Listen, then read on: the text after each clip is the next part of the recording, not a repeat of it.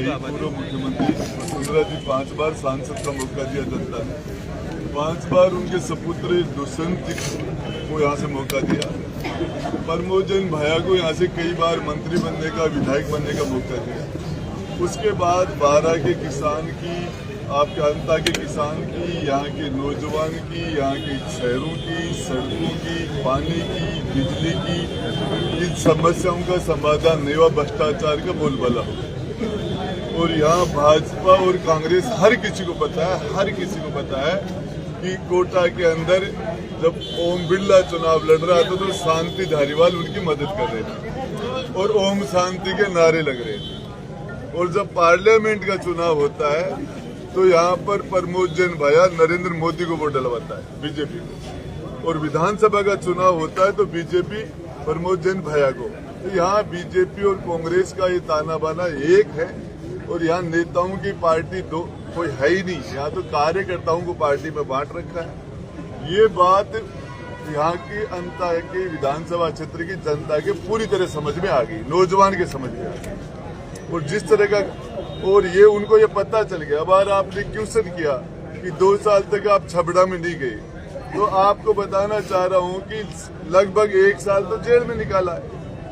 नंगे पांव घूम रहे हैं, अनशन है, पदयात्रा है, जेल है, जुल्म सितम से भिड़ रहे हैं, सरकार के अत्याचारों का सामना कर रहे हैं। और उसके बाद भी इन्होंने जवाब दिया कि मैं गया हूँ। और इसके अलावा आपने दूसरा क्वेश्चन किया। आज यहाँ की जनता नरेश भाई की वजह से यहाँ के लोग प्रमोद जैन भाई से जवाब तलब कर रहे कि नहर कहाँ है।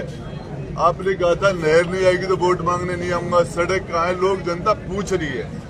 ये आम नौजवान को ताकत भाई नरेश से मिली है और इसलिए लोग ये 2.5 साल का चुनाव है और ये झालावाड़ की जनता के अंदर बदलाव हो, राजस्थान में बदलाव हो।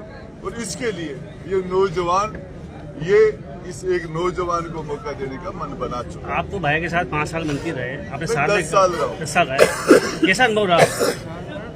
मैंने पहले ही कह चुका कि उस सरकार के अंदर ये हार्डोती की जनता, यहाँ की जमीन स्पेशल है। सबसे तगड़ा नंबर 1 का राजस्थान का ईमानदार आदमी इस हार्डोती ने दिया, भरत सिंह। नंबर टॉप का भ्रष्टाचारी भी यहाँ इस हार्डोती की जनता ने दिया और टॉप का लड़ाका क्रांतिकारी, और वो भी हार्डोती की जनता। तो हार्डोती की जमीन तो क्रांतिकारी है ही, ये तो मैं कह चुका हूँ, ये तो सामने है। और आपको एक बात बता दूं, इसके लिए 36 कौम के नौजवान ने, सभी जाति धर्म माता बहन सबने मन बना चुके हैं और इसका रिजल्ट आपको 14 तारीख को मिलेगा। भैया 12 के प्रभारी थे आप कांग्रेस सरकार में, तब आपने सवाल नहीं उठाया प्रमोद जैन भाई भ्रष्टाचार उठाया था। झोपड़िया पट्टा गया था, उस गांव में मैं जाके आया था भरत सिंह जी के साथ। जब प्रभारी मंत्री यहाँ था, कलेक्टर और एसपी को लेके, और गांव का नाम खान की झोपड़िया, उस गांव में गया था ना।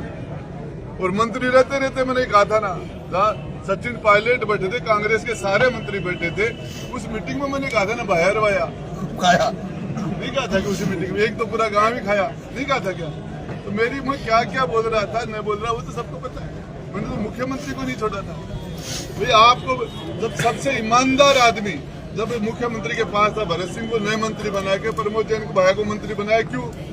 दिल्ली को जो फीस देनी पड़ रही थी मोटी रकम, वो भरत सिंह जी नहीं दे रहे थे। इसके खिलाफ ये एक बदलाव है और वो यहीं से शुरू होगा। अब उसकी शुरुआत भाई नरेश मीणा के द्वारा हो चुकी है, नौजवान।